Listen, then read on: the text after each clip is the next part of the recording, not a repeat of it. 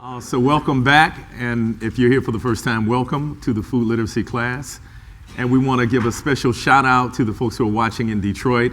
So not only are we simulcasting live, what's that word you all use? Live streaming. Live streaming. Not only are we live streaming today to the University of Michigan Detroit Center, but also Detroit Public Television is picking this up, so there'll be lots of people seeing this fantastic lecture this evening. So we have just a few more weeks of the class. The last class is April 18th, and we had sent messages to the former First Lady, Michelle Obama, asking her to be the guest speaker at the last class, but Mrs. Obama has not yet confirmed her presentation. We think given the election results, she might be booked. Yeah, she might be booked. But yeah, I think from the pictures I've been seeing, her and the former president are they have some downtime, let's put it like that. So as we were thinking about how to wrap up the class, we thought that it might be a good idea to create a vehicle for students. And when I say students, I mean that in a broad sense, both the community members who are attending the class as well as those who are formally enrolled, to have some airtime during the last class. And so Jen is going to talk to you about what that might look like. Yeah, and you're welcome to chime in if I don't get this right. So our last session is Tuesday, April 18th. And we'd like, as a way to synthesize what we've done this semester, to turn things over to you. If any of you are interested in presenting on the last session, there will be space to do that, alongside broader discussion linking together what we've heard. So if you want to be considered, this is a competitive event, submit an abstract, like a big paragraph, roughly 300 words. We have a link for that on Canvas. If you're a community member who's not on Canvas and you'd like to submit one, you can send it to Lily at thinkshap@umich.edu. And if you email her, please put in the subject line, Food Literacy Proposal, April 18th. Here are just some ideas of what you might do. It's really open. We're open to considering a broad range of things. So you might reflect on a presentation, draw connections, try to synthesize across multiple talks, discuss a topic that a speaker covered that you hadn't thought about before, provide critical reflections, or discuss something that hasn't come up yet. Did I miss anything, Malik? No. All right. So yeah, we look forward to hearing from you so that we can wrap up on a engaged note with everyone participating. That class will not be video recorded, so no need to have stage fright, just a friendly discussion. Your third essay for the class, students who are enrolled in the class, it's due tonight, and the final one is due on April 11th. And I think that's it for the housekeeping. I just have a couple of quick announcements that are related to the topic tonight. So there's this Thursday, March 30th, this is 6:30 p.m., join Epsilon Eta and the University of Michigan Sustainable Food Program in room 2024 of the Dana Building. This will be a panel discussion on Detroit's growing urban agriculture movement with some of these panelists have actually been coming to this class. It includes Shane Bernardo of Earthworks Urban Farm, Naeem Edwards of Voices for Earth Justice, Jerry Hebron of the North End Christian Community Development Corporation, and Greg Willerer of Brother Nature Produce. And it'll be moderated by Leslie Huey, who's faculty here in Urban and Regional Planning. Next week here, we'll be inviting Wayne Roberts to give a lecture for this class. He's going to do some other events while he's in the area. So he'll offer a workshop in Detroit on food policy at the UM Detroit Center from 1 to 2:30 p.m. on Wednesday, April 5th. If you want to totally geek out on food policy, you can then rush back to Ann Arbor for 5 p.m. in the Palmer Commons. So he'll be part of, he won't be part of it. There will be other people, other exciting people speaking about food policy at another event. Okay, so let's start right off the bat with a clicker question about tonight's speaker before I give you the long intro. So students, pull out your clickers. Okay, tough question. Michael Twitty's forthcoming book, The Cooking Gene, is not A, a culinary genealogical detective story, B, a confrontation with his and the American past, which presents a vision for a collective culinary future, a critique of new technology to create super chefs by manipulating the human genome, a memoir of Southern cuisine and food culture, a project he began in 2011, which will be available this August 2017. What do you think? A. Don't give it away, Malik.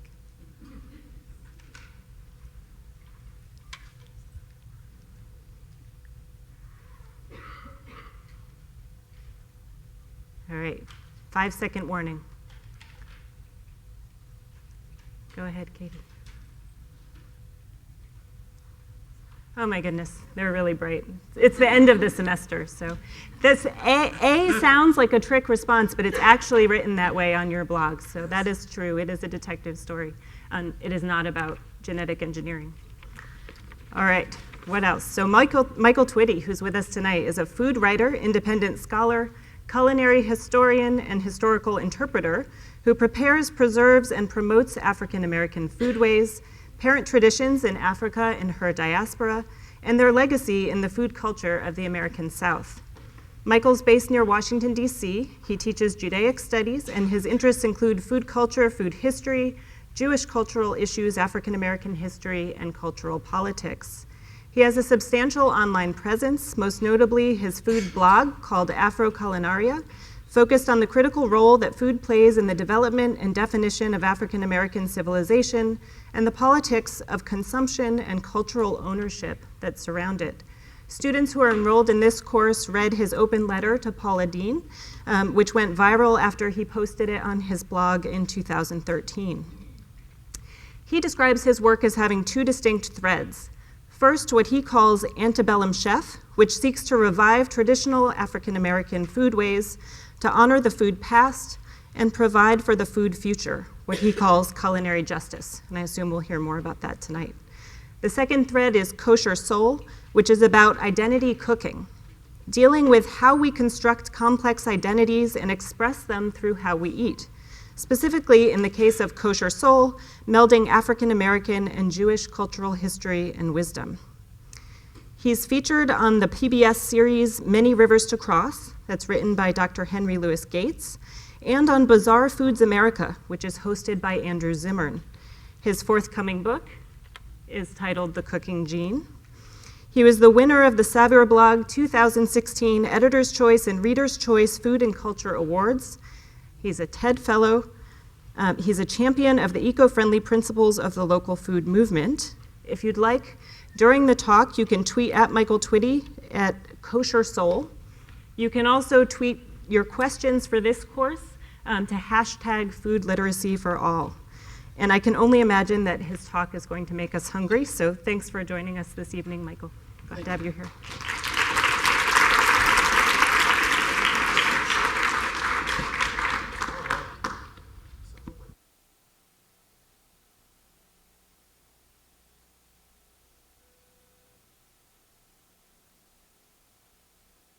So it gets kind of tough. Okay, cool. All right, awesome. Fantastic. All right, this is a hard conversation to have above the Mason-Dixon line. It really is, especially now, right? I'm technically a runaway, so don't tell nobody I was here. Old master, you know who gonna get at me. So I said it. Oh, it's gonna be more of it too. I'm not the average runaway, y'all, so it's on. So, you know what? This whole thing about a revolution, I'm the first revolutionary in residence at Colonial Williamsburg. And I started talking about a revolution because when I first began to weave together being an interpreter, and by the way, interpreters and reenactors are not the same. No. Reenactors are special people. I respect them, I love them, but they're different. See, I take a check home, and I go home. They hang out in the woods for several days celebrating the battle of whatever, and we don't, black queens don't do that. So you should know that's a fact, especially black Jewish queens, please. You know, like the guy who was reenacting a Mohawk warrior, and he was as white as a sheet, and all red paint all over his body, loincloth and nothing else, which is normally not a bad thing for me. And he goes out to the woods to do his business and squats down. They come back and try to shake my hand while I'm cooking food. Reenactor, interpreter. We don't play that. So, you know, the rapper Killer Mike has really been in the national eye because he's worked with, you know, Bernie Sanders and others. But I saw a talk he did on YouTube in a church, and he was cussing and fussing in the church now. I'm surprised the church walls didn't get up and start walking. But what he said was so profound. See, I used to think that what I was doing was cute. It was a hobby. It was trivial. That's how people made me feel. Sometimes when you're African American in particular, and you do heritage work, people give you this sort of bless your heart attitude. Like it's it's a sacrifice for the good of us all. From a Jewish context, it makes no sense to me because in the Jewish community, people who do heritage work get, you know, remuneration and respect for it. It's not just pat on the back, right? So one thing Killer Mike said to this audience of, I call them the Negroes. They say they're the new black. I call them the Negroes. The Negroes were all happy. They were ready. Revolution. Black Lives Matter, yeah.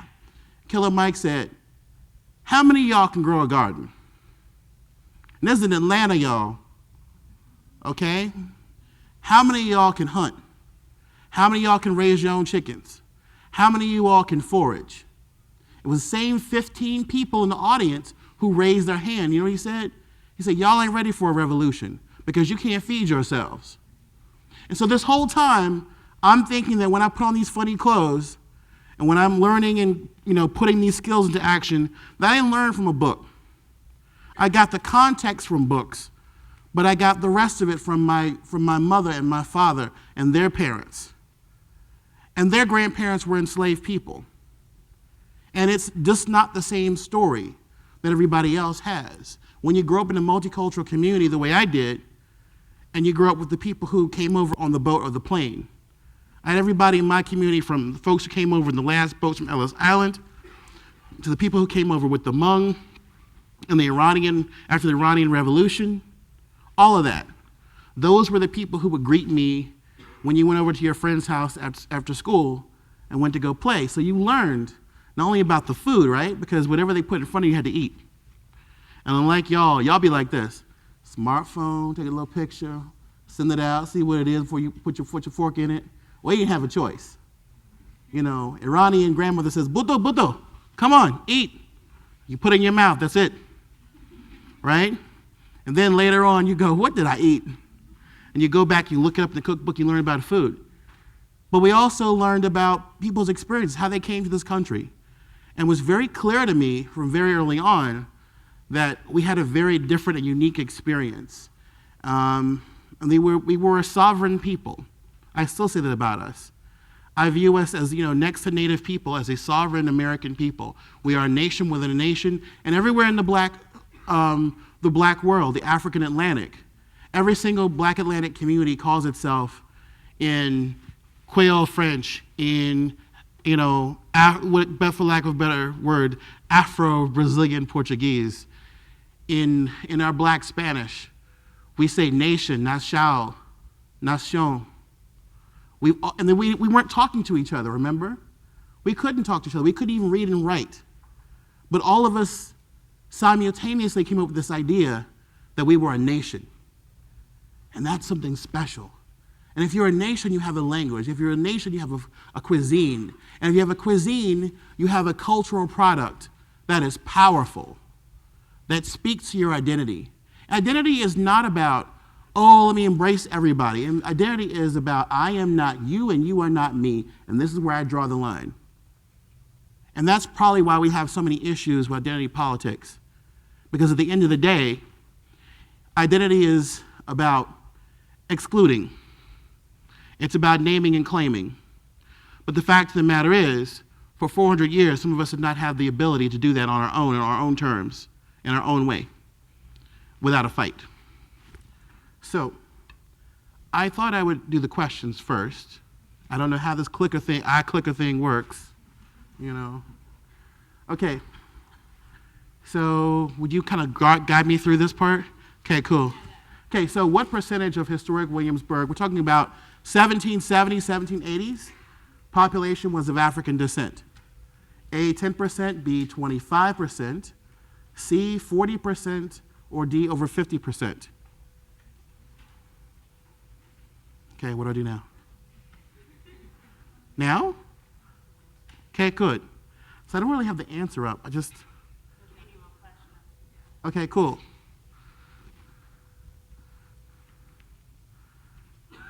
Oh, very nice job. You're right, 52% of the population was black. So we see the little commercials on TV, you should be seeing like the 8th century version of a hood, you know? And we'll talk about why that's important in a second, okay? So this is just a catch-all question. This really is not gonna work too well for this, but oh well. We'll just have to shout it out. 1790 and 2010, every 10 years is a census. Which census year did people of African descent make up the greatest proportional amount of the southern population? Anybody? 1850. That's a really good answer, but no. Not 2010.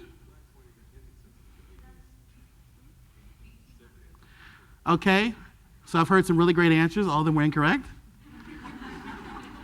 1790, we were 35 to 40% of the southern population. We were 20% of the American population as a whole. And you may not know this or not, but these numbers, and I usually hate numbers, but I love when other people do numbers, which means I don't have to do numbers. More people of African descent crossed the Atlantic Ocean before 1820 than Europeans did. Did you know this? This was huge. Most people didn't make it to create children and live beyond 7 years, or even 1 or 2 years. But more of us crossed the ocean. And food has a lot to do with our entire journey, and we'll get to that. So, last one, and this one lends itself well to your schema. Which group is the most likely to be the most gluten intolerant, lactose intolerant, and salt and sugar sensitive? Natives, Eastern European Jews, Latino Americans, or African Americans?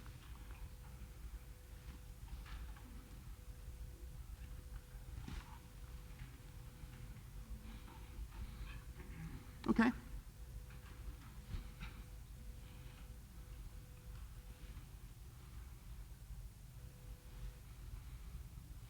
Interesting. There's a lot of Jews in the audience, I can tell, because you're like, everybody in my family has allergies, I know.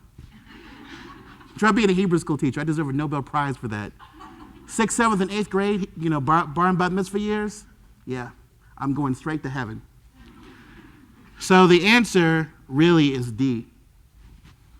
We have the greatest gluten intolerance on earth. We're not talking about celiac. We're talking about the inability to really process and deal with wheat, barley, rye, etc., oats, to deal with gluten.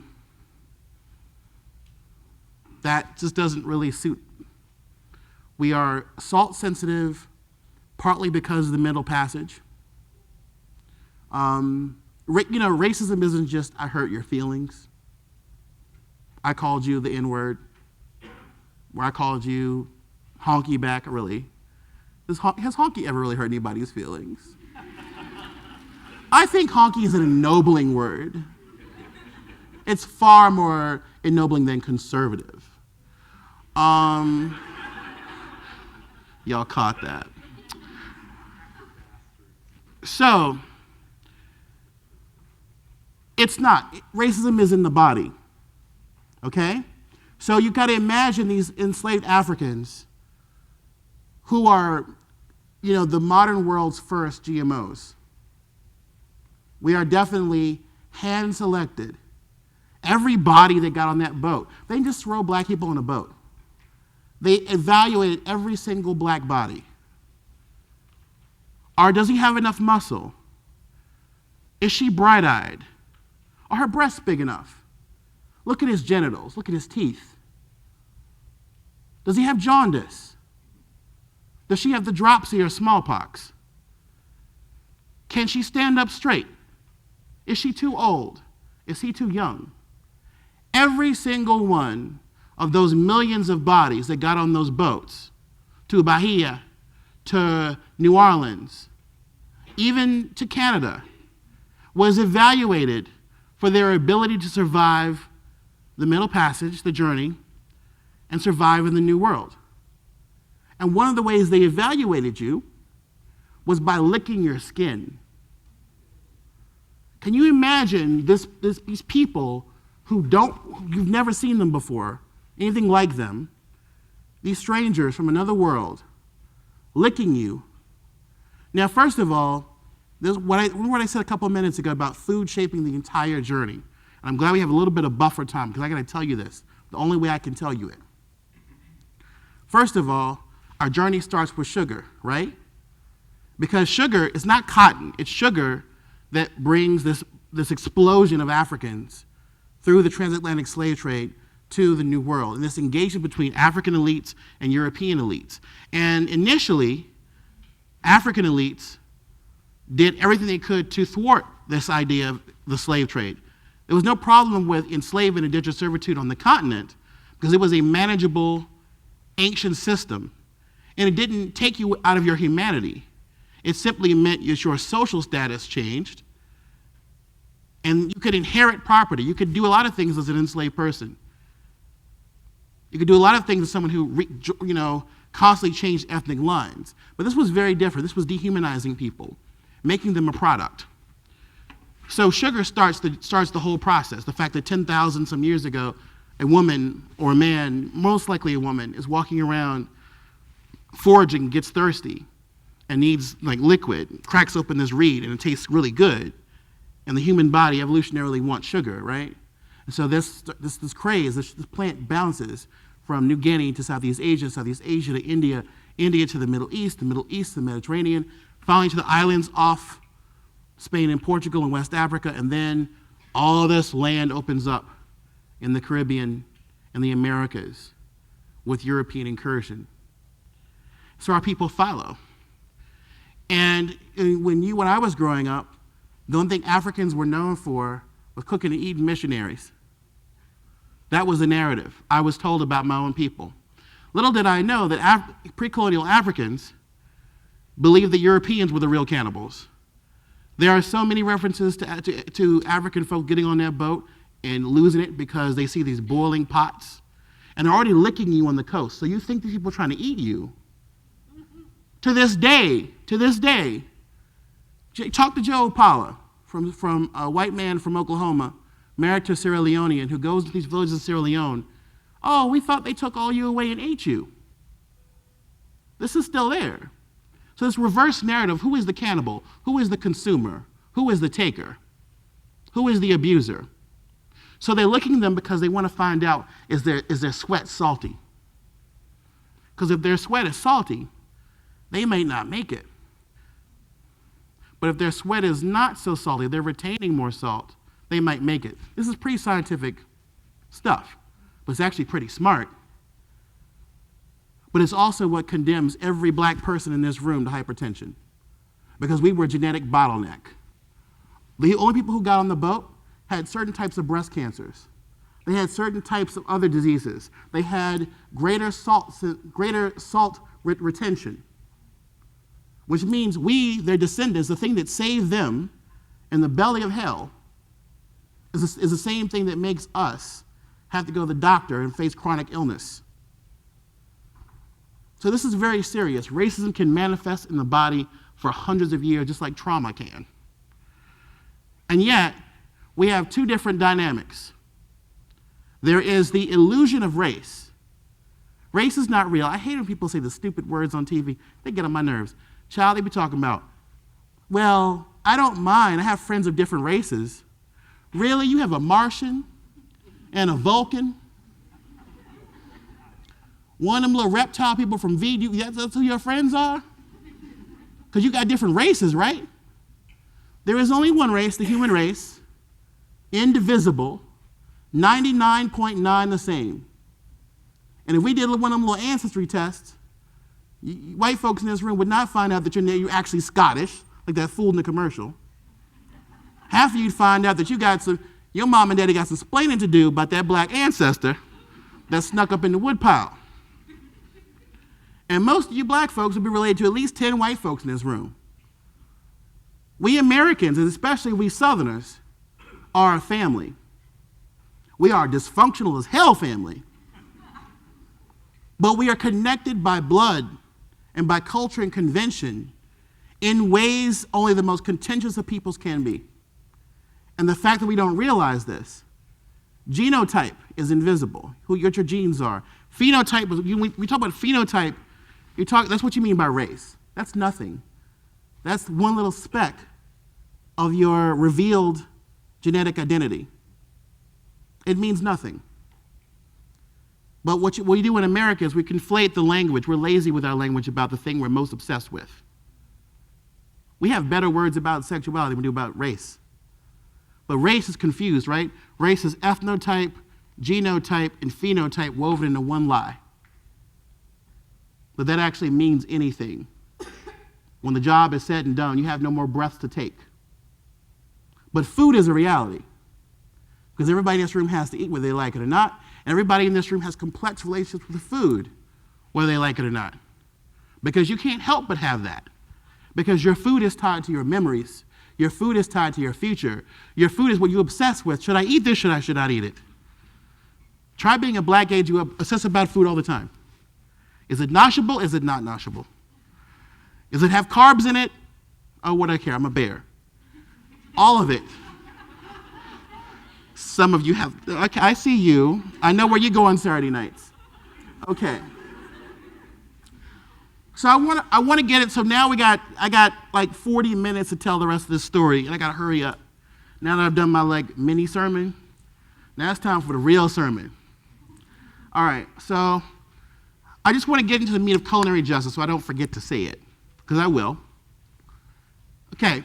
So, Paula Deen, right? Y'all read that. My friend Monica White was here. Great. So you already got a sense of some of the issues that black farmers and black folks feeding themselves have to deal with. And part of this comes from the fact that we are deracinated people, and that, meaning we cut off from our roots. What are our roots? For 90% of us, our roots are in the census South. Maryland to Texas, Oklahoma, Missouri to Florida. That's where our roots are. We are the descendants of free people of color and enslaved people, mostly enslaved people, who were bound to the land, who had been agrarian people for thousands of years. And then all of a sudden, because of Jim Crow and oppression, we had to leave our agrarian existence, our rural existence, and we became urban people almost overnight. Think about what that does to a civilization. We were a civilization. We were a civilization in chains under segregation, but we were still a civilization. And we were a civilization that could take care of itself. We could feed ourselves. We could have that revolutionary moment anytime. You're dropping your microphone. The ancestors like, you're telling too much truth, bro. Not too much, not too fast. But the reality is, all of a sudden, we went from being, folks who knew the seasons, knew the land, knew its rhythms, to folks who were divorced from the idea that the earth was our sacred mother. Those country folks I grew up with who had those memories, my great-granddaddy would never pass a forked stick without planting it in the crossroads. All these things they brought from West Africa, they kept secret, hidden. It wasn't their job to tell everybody in this room. It was things that they passed down to one another. Maybe sometimes they whispered what it meant. But all that was lost when we had to go up to Detroit, Cleveland, Chicago, New York, Philadelphia. We had to go out to Oakland. We had to go out to LA. We had to have better jobs, a better life, and to escape Jim Crow, escape oppression. And we lost our food traditions in some ways. We got the celebration food. And yet, back home, we were still the producers. We grew all the stuff. We cooked it all. In our hands was the development of early American food, not just in the South, but in the North as well. And why is this important? Why do you care? Why do you care that Jacques Pepin and Pierre Fernet, all these famous French chefs that used to cook with Julia Child, when they came to America and they went to these gourmet kitchens, who were they seeing cooking French food? Black men. was all black men. In the same way that you go into kitchens now, you see mainly Latino cooks and chefs. Back then it was black folks. Well, these were black folks without a degree. Okay? And then when certain professions get reclassified in the government, after integration takes hold, civil rights takes hold, two things happen. Black community says, we want more lawyers, we want more doctors, we want more white-collar professionals. We don't want to be in the culinary field or hospitality because that's servile. And at the same point in time, the kitchen gets elevated and young white men and women put on the chef's coat and all of a sudden you gotta have a degree to cook, which none of these black men had. And all of a sudden it becomes out of reach for them to be the vanguards of the culinary tradition. And at the same point in time, those black folks who stay in the culinary field start to say, oh, I don't want to be pegged with this soul food thing. And they back off. And meanwhile, you have the rise of Justin Wilson and Paul Prudhomme, and then later on, Tyler Florence and oh homegirl, Paula Deen. So I'm talking about, my grandmammy invented hoe cake. Oh, really, Paula? You mean the one that owned enslaved people? Because I watched a little Who Do You Think You Are, took her right on back to the plantation, list of black folks. So it's like this thing. It's like where our culture has gone, our foodways have gone the way of the blues and the banjo. The banjo was us. The banjo wasn't southern white mountain folk. The banjo was completely us. It was a signifier of this undying, stubborn African culture until minstrel shows picked it up and black folks said, I don't want that anymore. The blues used to be us, right? Then Eric Clapton got his hands on it. Oh, no diss on Eric Clapton. But dang, when you go, take your little self down to Beale Street and see how many black blues musicians you see. And now we got barbecue getting whitewashed. You turn on barbecue pit masters, all Bubbas. The Bubbas didn't invent barbecue, the brothers invented barbecue. But if you turn that on, it becomes another signifier of white male American identity. And this whole thing about cultural appropriation, let me assuage your feelings and your guilt right now. Because some people get cultural appropriation confused with cultural diffusion. Cultural diffusion is a natural process when people of multiple cultures live in the same environment, can't help but rub off on each other. No fault, no shame. Cultural appropriation is about exploitation, abuse, theft. You know it when you see it, just like obscenity. You know it when you see it. So don't get the two confused. No. And certain things, we talked about food justice versus culinary justice. What's the difference? Food justice is about access. It's about the quality of material people are eating. It's about the availability, healthy food as a right. Culinary justice is about the cuisine of a people being a source of cultural power that they have the inherent right to. That is their thing, that they use to mitigate the forces of oppression. And when you take that out of their power, then you're really robbing them of something very significant. And I was accused at the very beginning, was a friend of mine who is a food justice advocate out of Philadelphia. She said, it's very elitist of you to talk about culinary justice when we don't have food justice. And I said, because if all I have is rice and beans and they jack my rice and beans, what do I have left? My Asian American brothers and sisters know exactly what I'm talking about.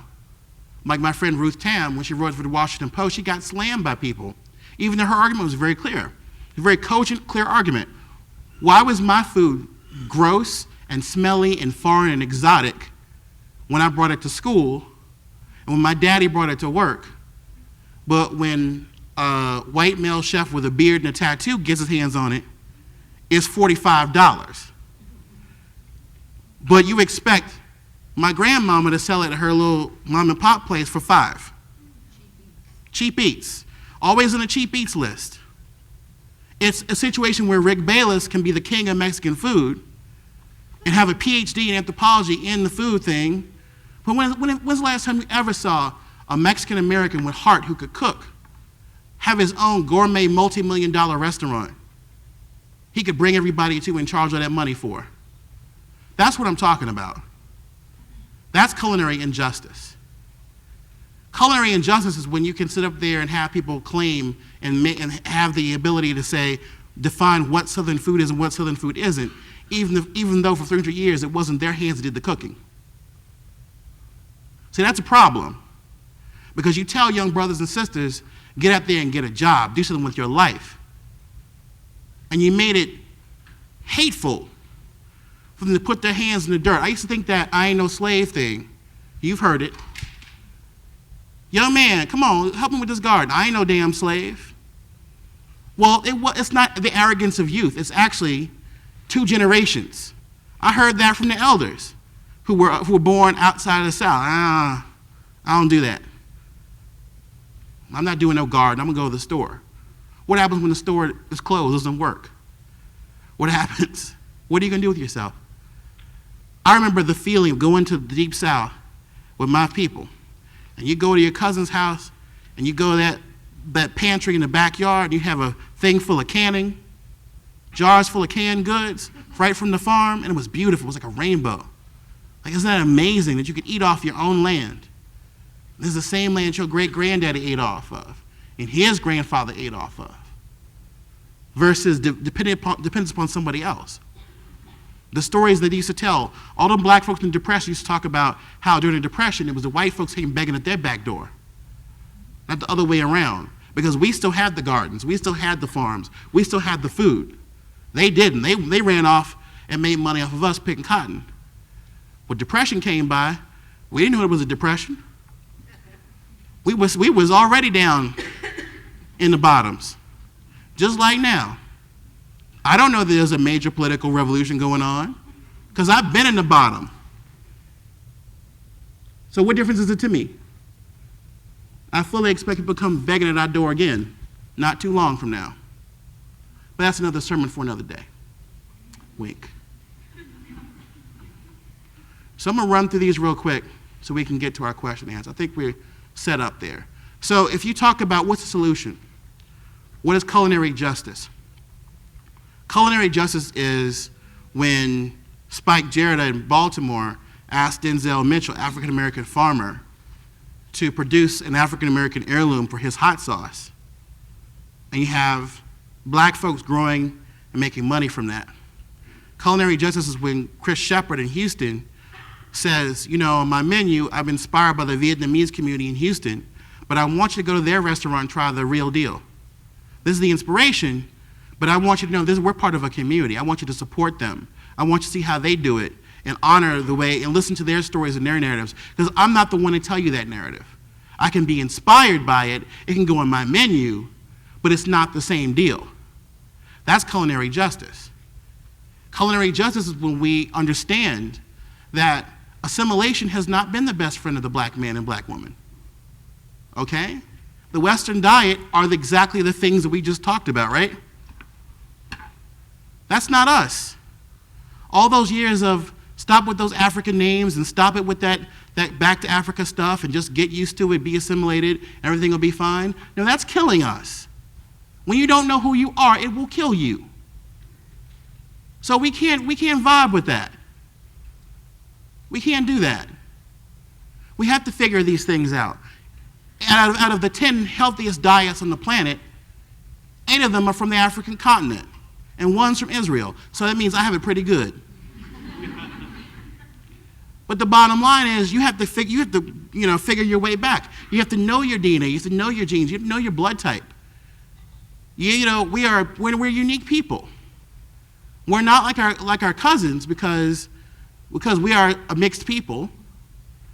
I'm gonna put this the most delicate way I can. You're looking at somebody who, like most African Americans, has a Northern European gut and an African butt. The front half of me thinks it's winter for 6 months, and the back half of me thinks the dry season is on the way. So I gotta watch what I eat and watch what I do because I'm working with some weird science.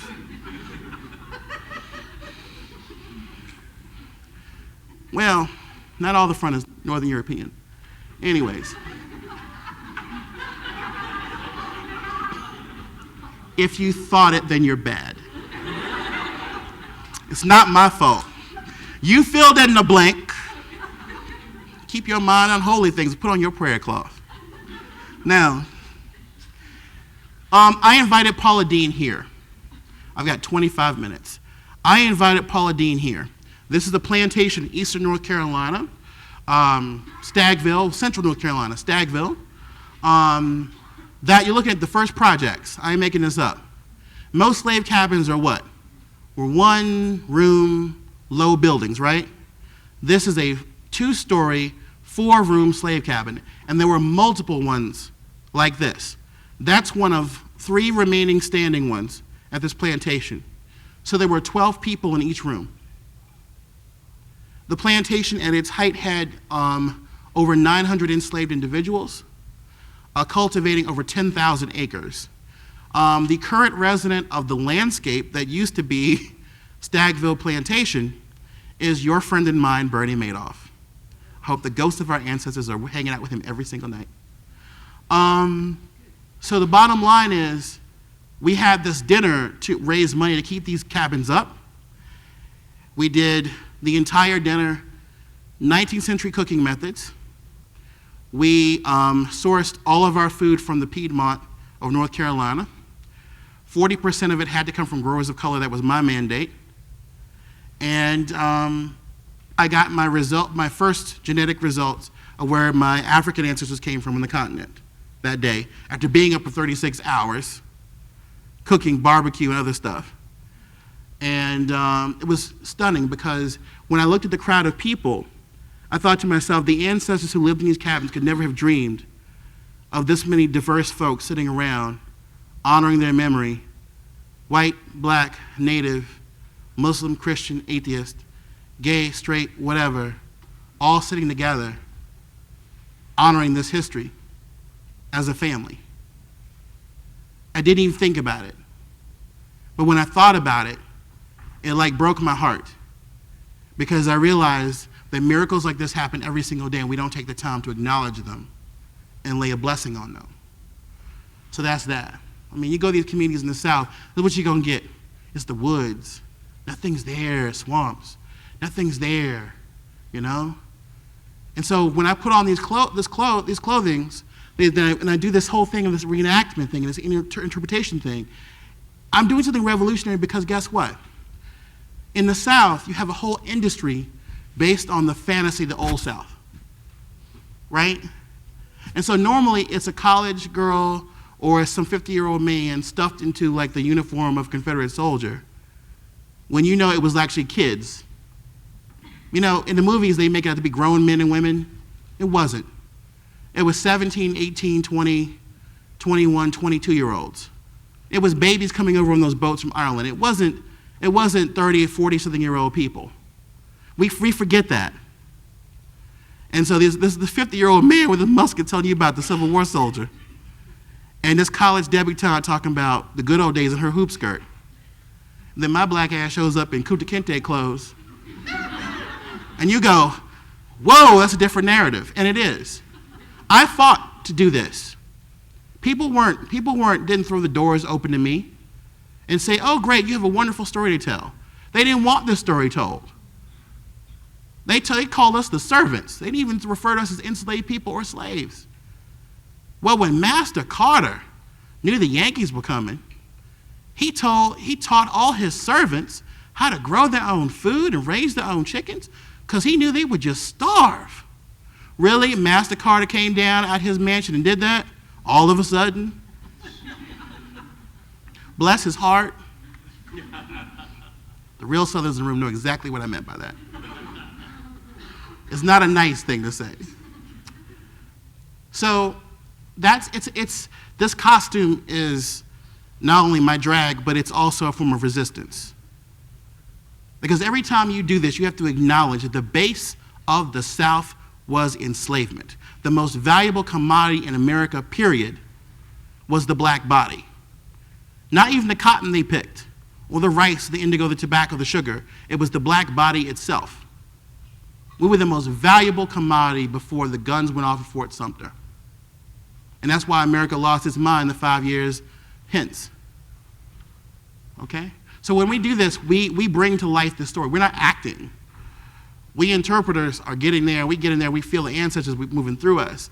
And this thing happens where they come back to life, and it's this vibe, it's this spirit that I can't even express to you.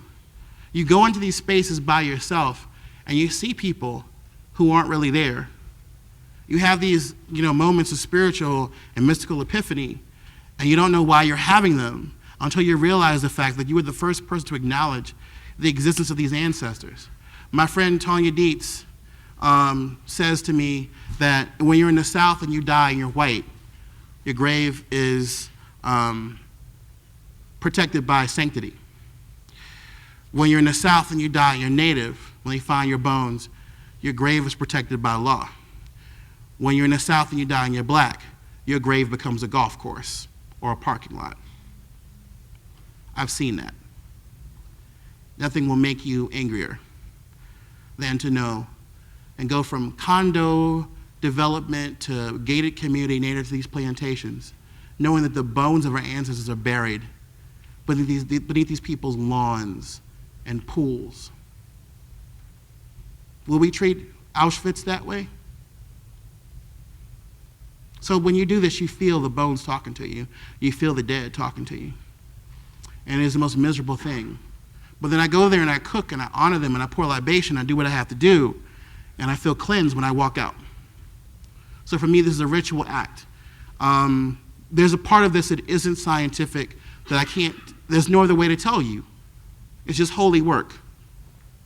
So one of the things I try to pass on to people is this idea that what these cooks were doing, these cooks of African descent who had to meld the African, the European, native ways all together in one tradition called Southern foodways.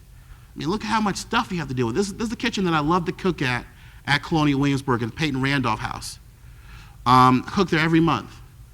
You have to know how to take care of the copper, the cast iron, wooden implements, the pewter, how to build a fire, how to grow each vegetable that you're putting in the pot.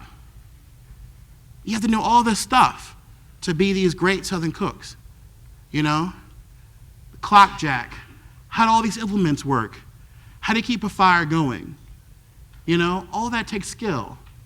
The okra soup, the black-eyed pea fritters, all these things that were brought from West Africa, and they have specific origins. When I first started doing this, it was always the West Africans, or the slaves. First of all, let's get our nomenclature right. Wasn't nobody no damn slave. Slave is an identity. Enslaved is a condition, get it straight. We weren't their pets, we weren't their animals, we weren't their property. We were human beings held against God's law in perpetuity for several centuries, against our will, in contradiction to the gospel and the Torah. And that's all it ever will be. We weren't the slaves. I hate every article I read about a slave. How do you know she was a slave? Can you get into her head? No, she was enslaved until proven otherwise. And that's what I call them, enslaved African Americans. That's the auction block. You know what it's like to touch that thing? A person was sold in an auction block every 3 minutes during the height of the antebellum period. Mothers sold away from husbands. Husbands sold away from daughters. Daughters sold away from brothers. Brothers sold away from grandparents. And this affects your whole food world, your whole foodscape. When you can't pass on tradition, you can't do Lador Vador because you don't have it, because you've been separated and cut off from it. And it's important for people to understand that. We have these vast moments of splendid excellence. Hercules.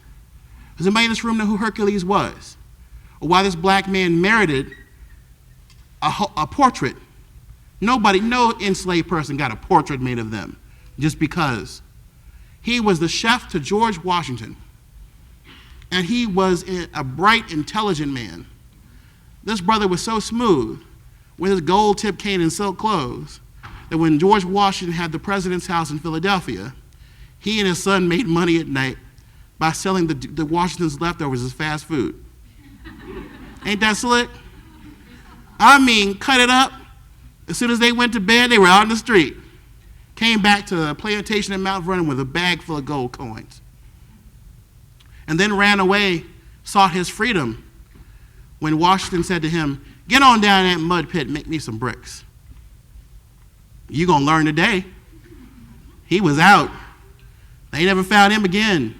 If they did find him on the streets of New York, smiling at them going, "I dare you to come after me." And Martha Washington said, nah. After putting out this huge bounty to come get him like 10 years before, she's like, nah, I'm too old. Let him do him. And then there was James Hemings, his contemporary, but younger. James Hemings was the greatest chef early America ever had.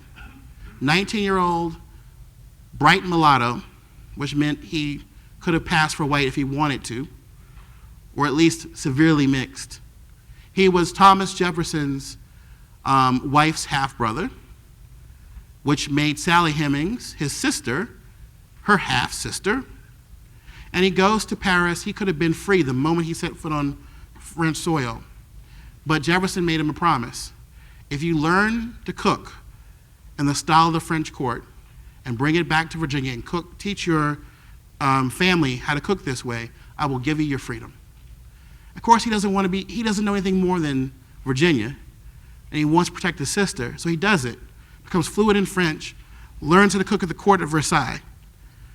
Then the most ingenious thing that he does, and then Fanny and Edith and his brother Peter did after him, was they mixed Afro-Virginian foodways, the okra, the greens, the collards, the hot peppers, the watermelon and muskmelon, the black-eyed peas, all of that stuff with French haute cuisine. They invented this Southern gourmet thing. Patrick Henry even said that Thomas Jefferson did not abjure his native victuals, but had a cuisine at his table that was half Virginian, half French in style. And that was because of his literate, multilingual chef, James Hemings, who committed suicide in his 30s because he had no place in early America, because he was a black man of that high level of skill and intelligence who couldn't go any further than being someone's butler or barkeep or short order cook when he was the best chef there was. He asked Thomas Jefferson asked him to cook in the White House, and Jefferson basically said, well, I can't really make you the official chef or anything. It'd be like the old days. And Hemings said, no, we don't do that anymore. We don't have that relationship between you and me. I can read and write. I have dignity. I've seen the world. You won't treat me like that anymore. And he walked away. So, yeah, that was his kitchen. Or at least the kitchen that Fanny and Edith had after him. But you can see from these ads, ran away from Dennis Johnston, living in Alexandria, Virginia, a spare black woman named Polly. She's a good cook, a washer and a nurse. And then there's Moses. He understands cooking exceedingly well. The cooks were some of the most valuable people in an urban slaveholding household or a plantation. Now that little item there, you know what that is?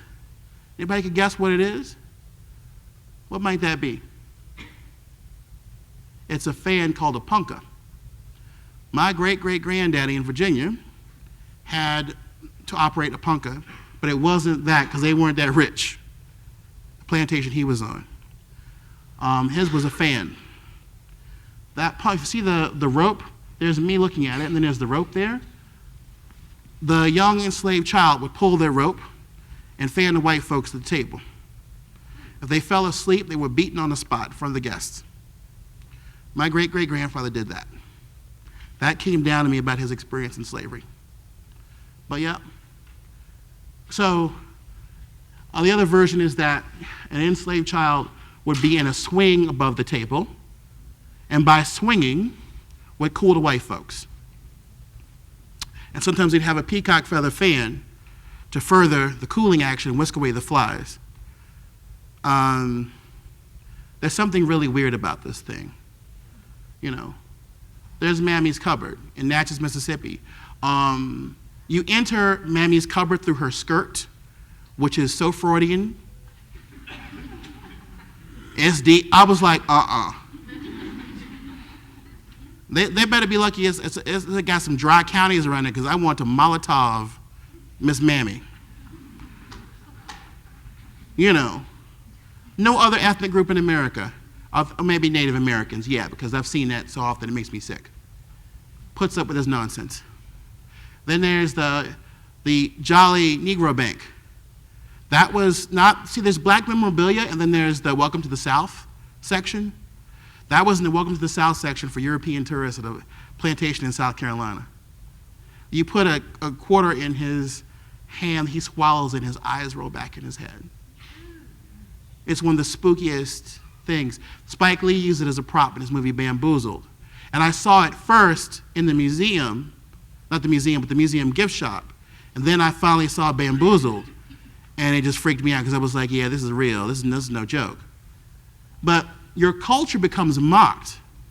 So you understand now why we didn't want any part of this. It wasn't our fault. It looked horrible. Would you really want this? Is this what you come from? This is my heritage? Remember that line from Raising in the Sun? Girl, your heritage ain't nothing but some sad-ass spirituals and some foul-smelling chitlins. Remember that line? But George tells Benita, her assimilated boyfriend. I mean, we don't know, growing up as black people, that we're these masters of the fire. That these little girls don't know they were the great-granddaughters of this woman who had this beautiful pear preserve, playing with the mortar and pestle that I brought. Their people came from Ghana to this plantation in North Carolina called Somerset Place. They're standing on sacred ground. That's where their ancestors became Americans. There's all this skill, all this stuff that we would do. And the power dynamic was always there. So I would show people this picture, and they'd be like, oh, look at those peaches. Really? No, look at that bell. Look at those keys. That's the American dream deferred right there. You can grow it, but you can't eat it. You can serve me. You can give me your time. But that time does not belong to your children or your man. That's deep. You know, we do these pictures in nice 21st century digital color so you cannot turn away. This is what slavery was actually like. Slavery was not the woodcuts or the pretty little pictures in the history book or the little diagrams of the plantation. Slavery was this: the dirty clothes, worn down, and by the way, real white girl, real black people, real food prepared in an open hearth in redware, real period everything around us, interpreter's clothing, leave no stone unturned, leave no detail, because I didn't want anybody to say that I didn't get it right. I didn't bring none for you, so don't expect the Oprah moment.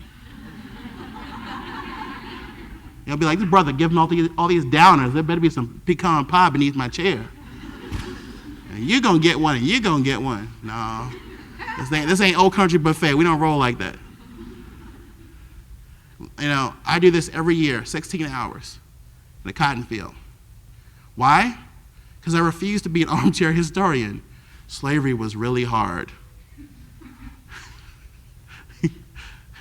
Slaves had a lot of work to do. You know what I learned about picking cotton? It's really good with an iPod in your ear. You know, little earbuds. Because you learn something real fast.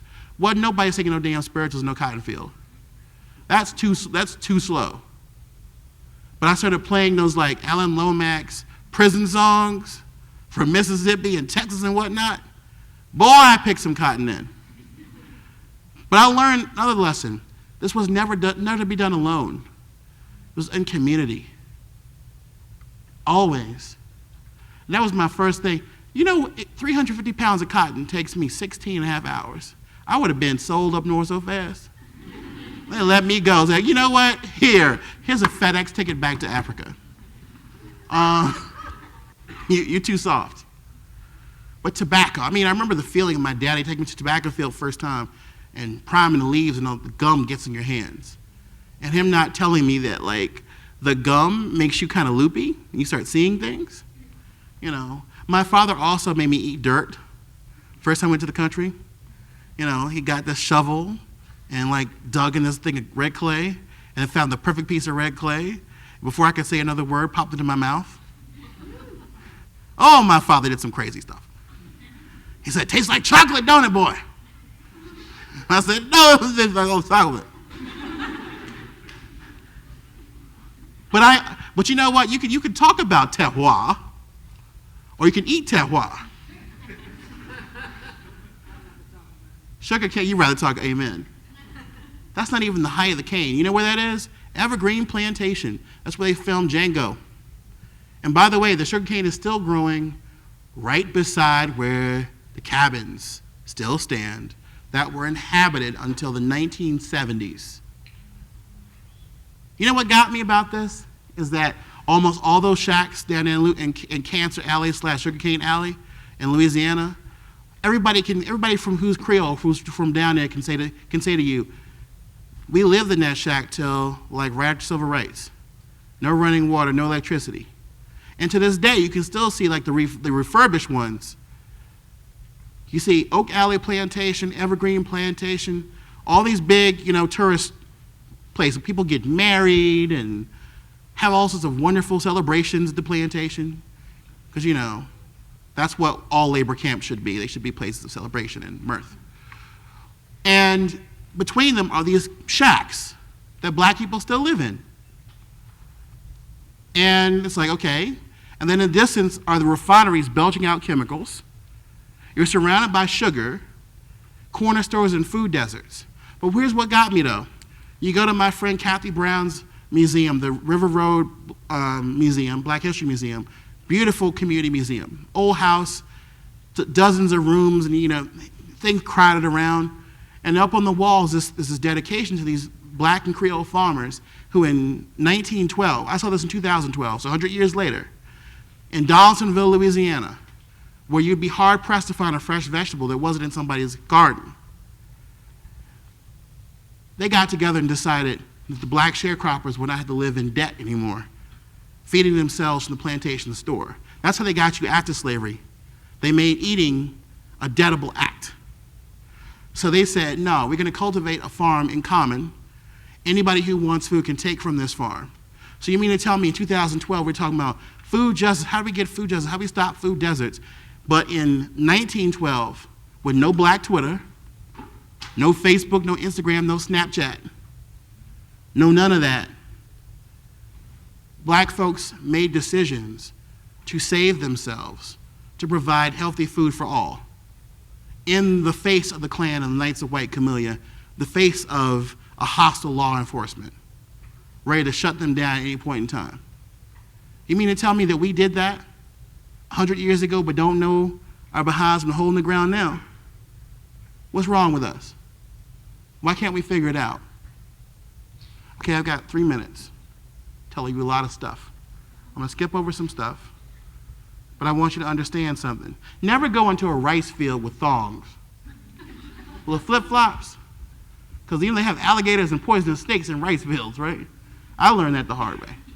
Okay, just a tip, okay? But look at that table.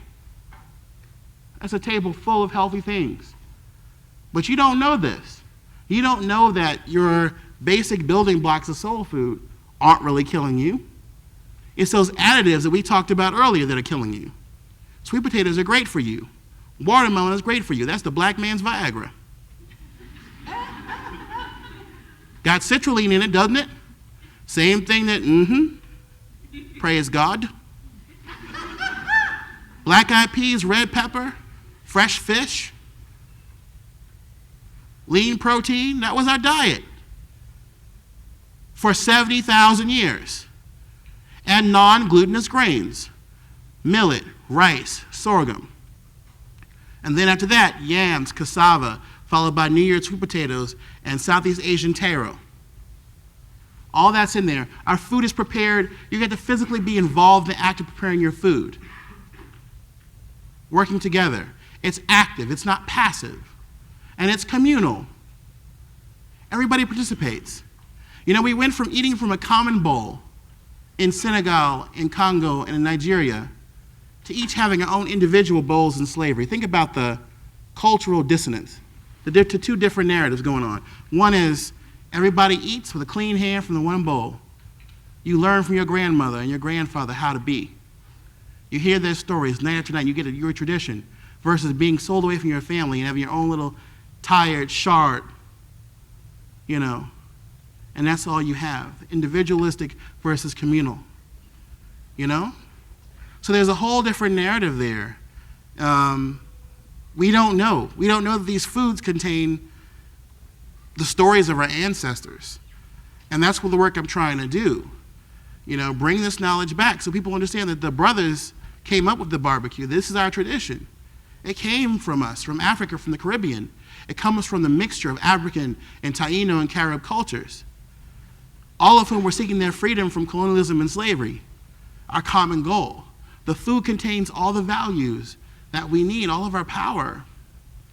You know, we've been entrepreneurs for centuries with our food, and that's been an honorable way to live. You know, we were the pepper pot lady. We were the acarajé lady. We were the cala lady in Philadelphia, in Bahia, Salvador Bahia, in New Orleans, all around the New World. You know, we've read the landscape and looked for things that remind us of home. We understood how to make a way out of no way. You know, that's what soul food comes from, this. A pot, a skillet, a hole in the ground, and hot ashes. That's all we had. And we created a cuisine, ladies and gentlemen, that is a multi-billion-dollar food industry. This is where I have to kind of quiet down and let you ask questions, but here's my last statement. When's the last time you saw a New England-themed restaurant? Red Lobster don't count. When's the last time you saw a Southwest-style restaurant? Chipotle don't count. But you've seen Cracker Barrel, haven't you? And Bojangles, and KFC, and Popeyes, and Husk, and Fig, and Antoine's in New Orleans. There are mom and pop places, there are meat and threes, there are fast food joints, there are middle of the road chains, but Southern food is a $1 billion industry of which the Negro has very little buy-in. Go to Charleston. They hate some of the folks in Charleston don't like me, food media, because I call their nonsense out. Talking about, oh yeah, we acknowledge the black folks, the Gullah Geechee. You use them to upsell your food, yes. That's not culinary justice. And yes, you might acknowledge that they have been there, but you're not solving the problems of gentrification that keep them from having brick and mortar buildings, or redlining, or denial of black folks of loans that can be on equal footing compete with you. You don't do anything about that, but you'll say, oh yeah, they were there. That's not the same thing.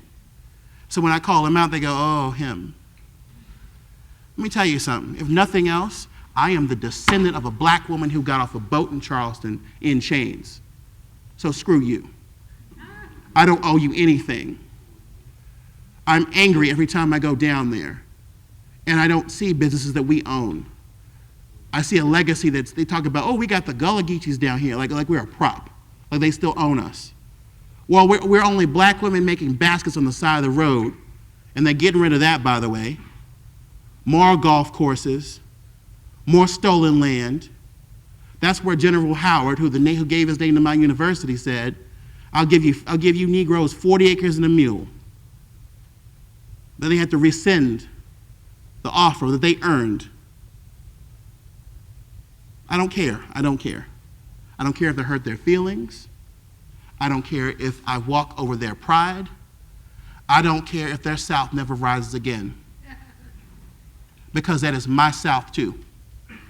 And it is an Asian American South. and as a Muslim person South, as a transgendered person South. And if we're not going to be allowed to be in the family and sit at the table, then we will knock the legs off of it.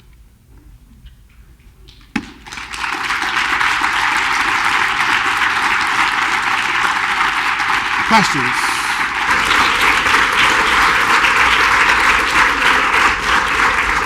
Thank you. We have a chair behind you. Sure.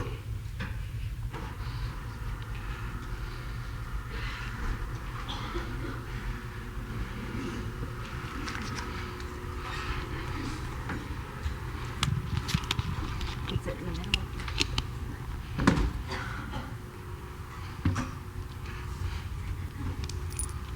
I need water. Put him in the center. You can sit in the middle. Let's have you sit in the center. I'll be in the center. Okay, cool. That works. Okay, so we have 10 minutes for questions or comments. Way in the back.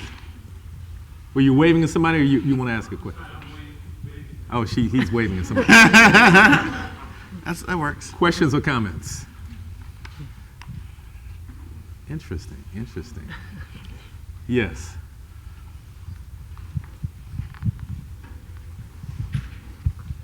Thank you for a great talk. Thank you.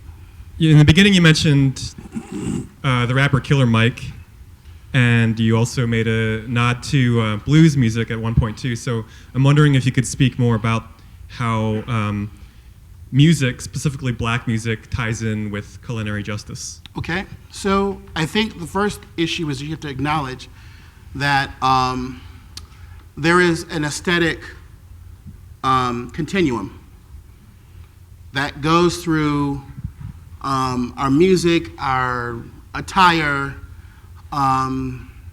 It's almost like there's a sort of cultural synesthesia. You can look at the way we rock our clothes, and you can hear notes. You can taste our food, you can, the colors come out, right? It's all of it sort of mixed together.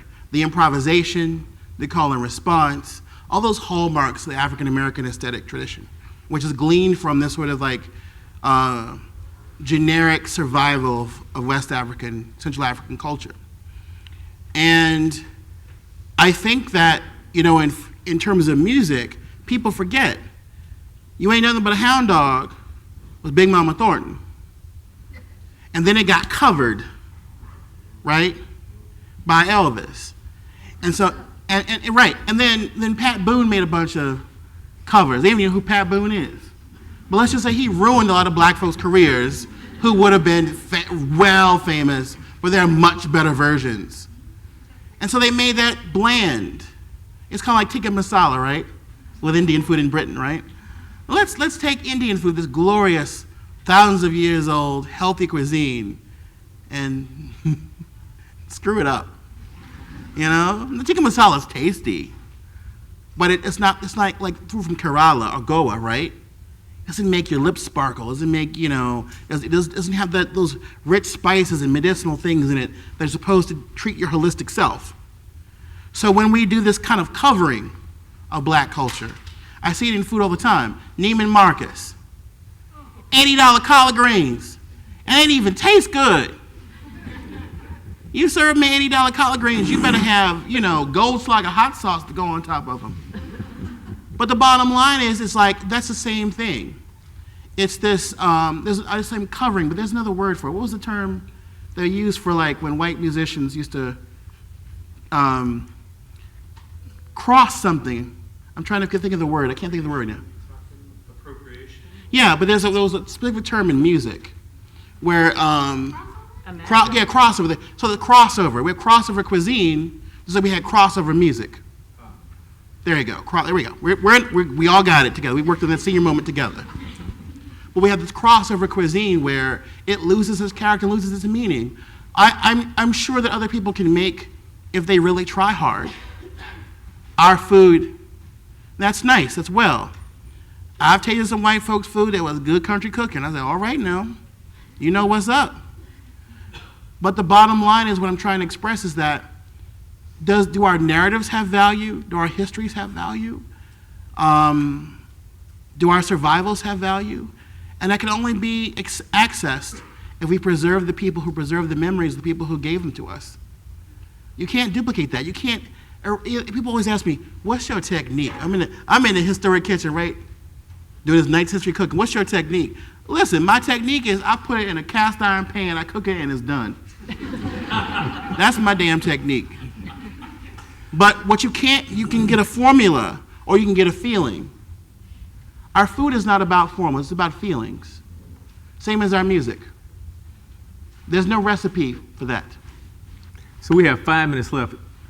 I was going to try to get in 2 questions. Can we do 3 questions in 5 minutes? Chinyere, quickly. Make your comment, but quickly and respond quickly. Then I have one. Then Jen will close it out. Yeah, I thank you for your talk as well. Thank you. You make me think about when I moved to New York in the early 70s when they were giving up on New York and it was going down the tubes. But the first thing I noticed in Harlem is every corner had a fried chicken with a different southern state. So there was Mississippi fried chicken and Kansas fried chicken and Georgia fried chicken. And the thing that his question and your comment just reminds me of is this notion that there's a recipe when it's really, it's not Multiple a recipe. narratives. It's a feeling, it's an impromptu collection of ingredients, but it's not, there's not like an official recipe. This is what bugs me about when the argument about Southern food and what it means is centered in a white context. They be arguing about authenticity and validity, and I'm like, wait a minute, all y'all's folks, black, white, red, was po. They did what they had they did what they could with what they had. And if it was good, it was good. Now there's argument over what you put in the sauce, whether you put sugar in your cornbread or not.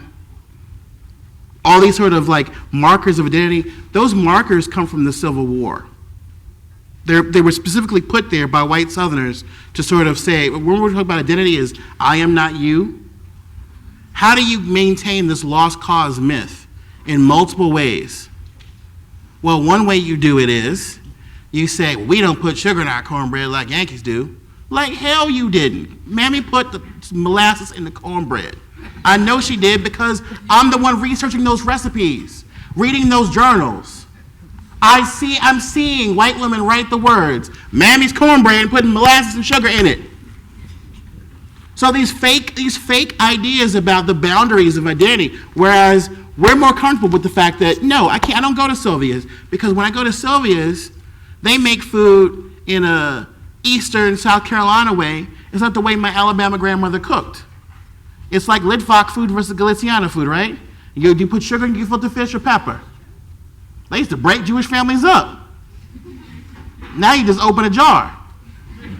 But the bottom line is all that's there. And so when you decenter the foodways, you come these nonsense things about validity and authenticity. And so when that comes down, then what does that mean the next time somebody tastes that African American cook's food? They're going to say, oh, that's not authentic. That food critics will be like, that's not real. Excuse me? It's like that white boy that run around writing about pho. Well, Asian people, if you just stop putting sriracha in your pho, because that's not the way to do it. And Asian American folks was like, okay, have several seats.